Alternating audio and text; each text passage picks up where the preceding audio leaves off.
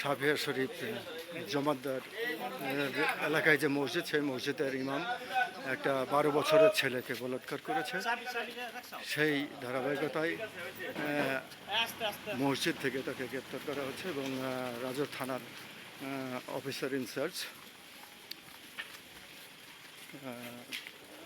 মাসুদ খানের নেতৃত্বে ও ওসি তদন্ত সঞ্জয় কুমার ঘোষের উপস্থিতিতে ইমাম সাহেবকে গ্রেপ্তার করা হচ্ছে এবং গ্রেপ্তার করে তাকে থানায় নিয়ে যাওয়া হচ্ছে।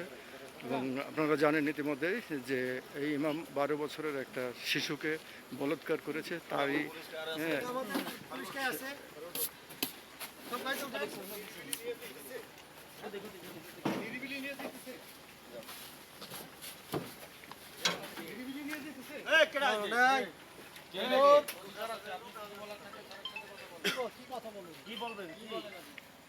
বলার আছে কিছু আপনার? নাম কি বাবার নাম কি আপনার? আপনি বলেন নাম কি বলেন? বলেন আপনার নাম কি? সিরাজ মুন্সি। কি করেন আপনি? মাদ্রাসার সভাপতি কি আপনি?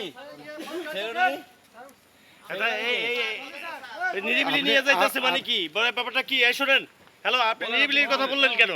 মানে নিরিবিলি নিয়ে যাইতেছে কেন? সে অন্যায় করে নাই? বলেন বলেন বলেন।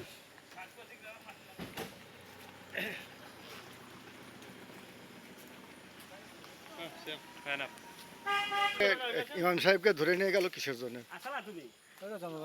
হ্যাঁ? আপনারা মসজিদ কমিটি কেউ জানেন না? এদের কিছু জিজ্ঞাসা করতে কেন? ভাই আর কিছু জিজ্ঞাসা করবো? হ্যাঁ, গাড়ি ঘোরান।